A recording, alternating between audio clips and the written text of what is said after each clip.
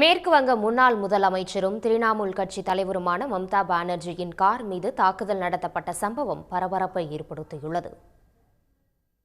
திரிணாமுல் முன்னாள் councillor Jenny சர்மாவின் கணவர் பிர்ஜு பல்வேறு குற்றச்சாட்டுகளுக்காக கைது செய்யப்பட்டு போலீஸ் காவலில் வைக்கப்பட்டிருந்தபோது உயிரிழந்தார். அவர் போலீசாரின் துன்புறுத்தல் காரணமாகவே உயிரிழந்ததாக அவரது மனைவி குற்றம் சாட்டியுள்ளார். இந்நிலையில் பிர்ஜு உடலுக்கு அஞ்சலி செலுத்த வடக்கு 24 பர்னாஸ் மாவட்டத்தில் உள்ள அவரது வீட்டிற்கு சென்ற மம்தாவின் காரை மறித்து போராட்டம் நடத்திய சிலர் கார் மீது கற்களையும் சேற்றையும் வீசி தாக்குதல் நடத்தினர்.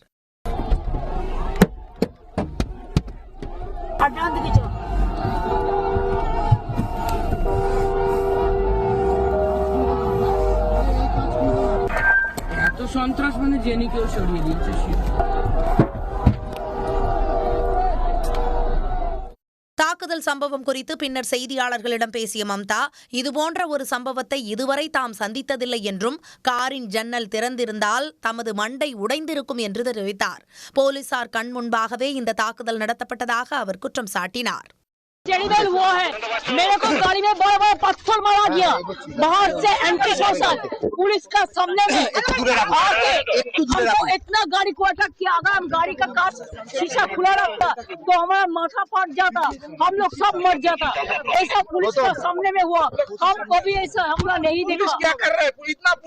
पुलिस बीजेपी को प्रोटेक्शन दे रहा है।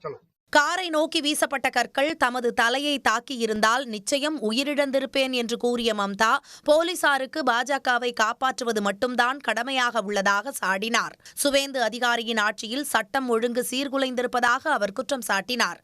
தாக்குதல் நடந்தபோது மம்தாவுடன் இருந்த திரிணாமுல் மக்களவை எம்பிக்கள் கல்யாண் பானர்ஜி, மாநிலங்களவை எம்பி தோலன் சென் ஆகியோரும் பாஜக ஆட்சியில் வன்முறை கலாச்சாரம் தலைவிரித்து ஆடுவதாக விமர்சித்தனர். இதனிடையே மம்தா மீதான தாக்குதலுக்கு பாஜகவும் கண்டனம் தெரிவித்துள்ளது. உடனுக்குடன் செய்திகளை தெரிந்து கொள்ள சன் நியூஸ் பெல் ஐகானை கிளிக் பண்ணுங்க.